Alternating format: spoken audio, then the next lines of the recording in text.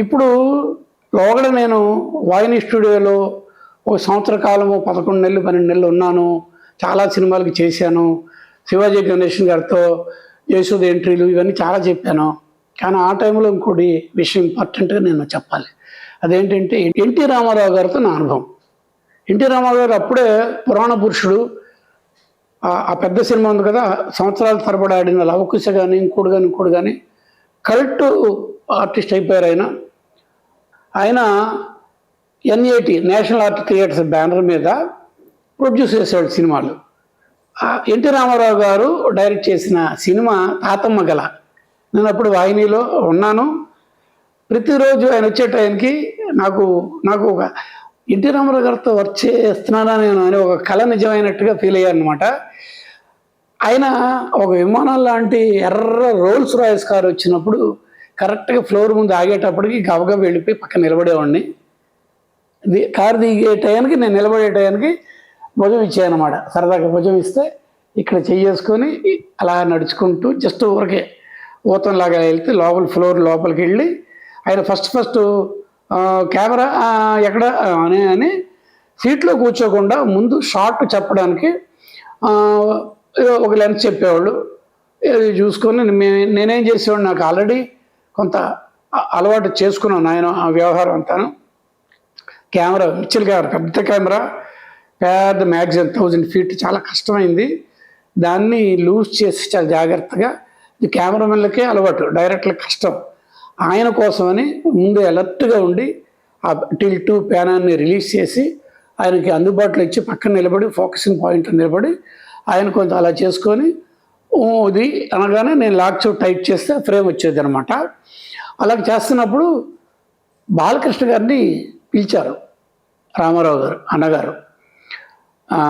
వాళ్ళ అక్కడ పొజిషన్ ఇవ్వని అక్కడ ఏదో మార్కు గీర్కు అని చెప్పి, అది బాలకృష్ణ గారి ఫస్ట్ పిక్చరు నాకు తెలిసి, నాకు గుర్తుండి జీవితంలో. ఆయన 14-15 ఏట అనుకుంటా.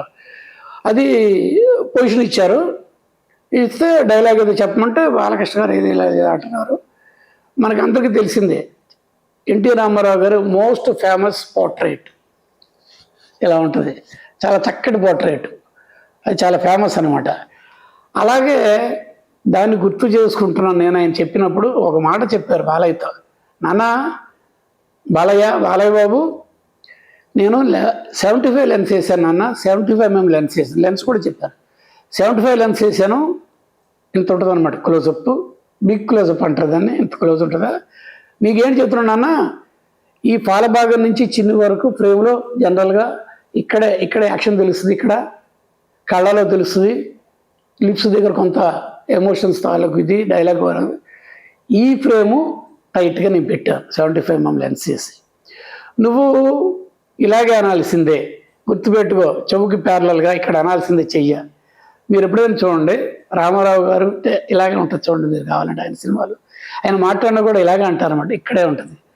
అయ్యా ఎంత ముందు చూపు, ఎంత నాలెడ్జి, ఎంత ఇది అనుకొని బాలయ్య బాబు కూడా చక్కగా ఆయన చెప్పినట్టుగా అక్కడే పెట్టి చేయడం అనేది నాకు చాలా, ఇప్పుడు కూడా మర్చిపోయిన కళ్ళ ఇప్పుడు కూడా నాకు అనిపిస్తున్నాను.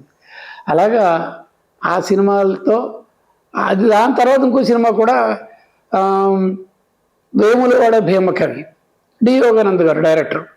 NIT బ్యానర్లో ఎక్కువగా డి యోగానంద్ గారు కూడా చేశారు. నేను చెప్పిన ఫస్ట్దేమో రామారావు గారు డైరెక్టర్, దీనికి డి యోగానంద్ గారు.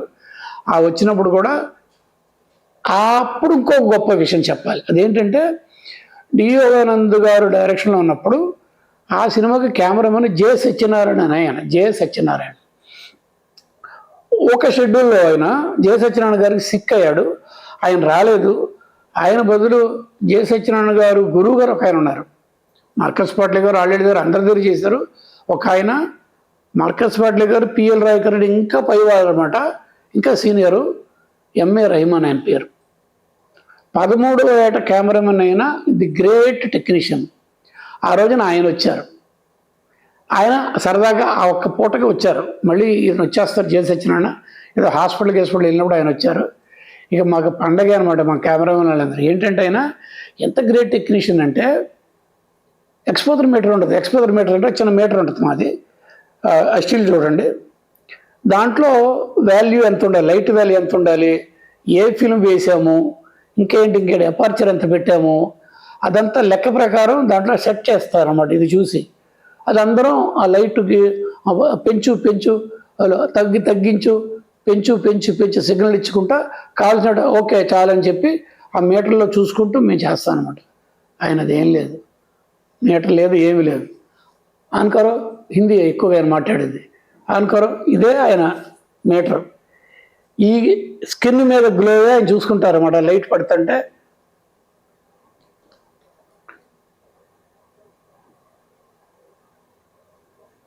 పిక్స్ అని అనేసేవాళ్ళు అంతే. అనేసి ఆయన మంచి స్మోకర్ గీకరు, ఫ్లోర్ బయటికి వెళ్ళిపోయాడు. ఆయన వెళ్ళటం గవుక్కుని వెళ్ళిపోయి మీటర్ తీసుకెళ్ళి చెక్ చేస్తే ఎంత ఉండాలో అంత కరెక్ట్గా ఆ గీత నీడు లెక్క వచ్చి ఉండేదనమాట. అంత ఎక్స్పర్ట్ ఆయన. అది కాకుండా వైడ్ లెన్స్ వేస్తే ఆయనకి రేంజ్ తెలిసినప్పుడు ఆయనకి అంత కాన్ఫిడెన్స్, అంత ఎక్స్పీరియన్స్, జీనియస్. లోపల నుంచి చూసేవాళ్ళు కాదు, కెమెరా లోపల నుంచి మానిటర్ నుంచి కానీ, పక్కన ఆక్సిలరీ మానిటర్ ఉంటుంది, పక్కన వ్యూ ఫైండర్, అందరం దాంట్లోంచి చూసి చేస్తాం. జస్ట్ అలా ఒక నేను రెడీ అంటారు, ఇట్లా ప్యాన్ చేయడమే ఇంతే. ఎందుకంటే ఆయనకు తెలుసు ఎంత రేంజ్ ఉంటుంది ఈ లెన్స్కి అని. ఏదైనా టైట్ లెన్స్ వస్తేనే దాంట్లోంచి అడ్జస్ట్ చేసుకుంటూ చూసేవాళ్ళు. అంత గొప్ప టెక్నీషియన్ అయినా జడ్జిమెంట్ అండి, ఎక్స్పీరియన్స్ అండి. ఎందుకంటే నేను చెప్పాను కదా 13వ ఏట అని చెప్పేసి, దీనికి సంబంధించి ఇంకో విషయం చెప్తాను. దీనికి సంబంధించిందే తర్వాత కొన్ని రోజుల తర్వాత వాహినిలోనే మాయా మత్స్యేంద్ర సినిమా, ఎన్టీ రామారావు గారే హీరో, మాయా మత్స్యేంద్ర, వాణిశ్రీ గారు ఉన్నారు, పింజల సుబ్బారావు గారి బ్యానరు, ఆయన ప్రొడ్యూసరు. అది వాహిని 9th ఫ్లోర్లో సెట్ గిట్టు ఆడాలండి. కేఎస్ ప్రసాద్ గారు ప్రిన్సిపల్ ఫోటోగ్రఫీ. ఈయన డైరెక్టర్ కమ్ము బాబోయ్ మిస్త్రి అంటే డైరెక్టర్ కూడా, కెమెరామెన్ వేరే కేఎస్ ప్రసాద్ గారు. బాబోయ్ మిస్త్రి అంటే పితామహుడు, ఇండియాలోని ఆ రోజున గ్రేటెస్ట్ తాంత్రిక ఛాయాగ్రాహకుడు, ట్రిక్ కెమెరామెన్ అనమాట. అద్భుతాలు సృష్టించాడు. ఆయన శిష్యుడే రవికాంత్ నాగేచ్ గారు, వీళ్ళందరూ అనమాట. ఆయనతో లంచ్ అవర్లో మేము బయట కూర్చునేవాళ్ళం, అరుగుల మీద ఆయనతో నాన్న కూర్చునేవాళ్ళం, పక్కన చేతులు కట్టుకొని అలాగ వింటూ ఉండేవాళ్ళం. అప్పుడు ఒకసారి ఏదో మాట్లాడుతుంటే గబుక్కుని లేచారు ఆయన. ఈయన ఎవరిని చూసారు, లేచారు. మేమందరం ఏంటి అని చూస్తే ఈయన గబ నడుచుకుంటూ వెళ్ళిపోయి వాహినిలోంచి వస్తున్న ఒక ఆయన, అంటే 10, 11, 12 వాహిని కదా, అక్కడి నుంచి ఇక మేమున్నది వియ్యాలో 9th ఫ్లోర్ దగ్గర ఉన్నాం. వస్తున్న ఒక మనిషిని చూసి తెల్లగా టకప్ చేసుకొని, ఏజ్డ్ అనమాట.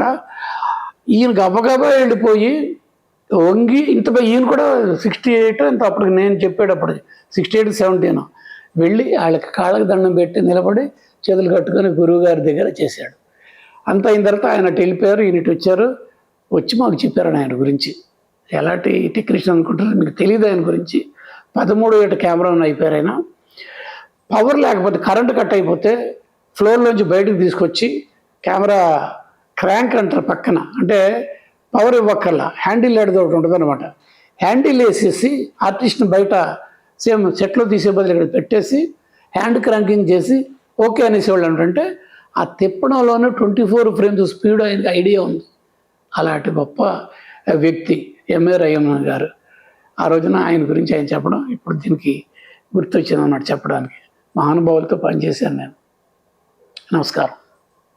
ఈ ఎపిసోడ్లో చాలా ఇంట్రెస్టింగ్ విషయాలు రఘుగారు చెప్పారు. మీరు లైక్ చేశారని అనుకుంటున్నాను. మీ అందరికీ ఓ humble request. Please like, share, subscribe to MV Raghu film diaries. అలాగే మీ అమూల్యమైన కామెంట్స్ పెట్టండి. అది మా ఛానల్ అభివృద్ధికి ఎంతో అవసరం. మళ్ళీ వచ్చే వారం మరో కొత్త ఎపిసోడ్లో కలుద్దాం. మీ సితారా. మీకు నచ్చితే మీ ఫ్రెండ్స్కు, ఫ్యామిలీ మెంబర్స్కు ఈ ఛానల్కు సబ్స్క్రైబ్ చేయమని రికమెండ్ చేయండి. By by.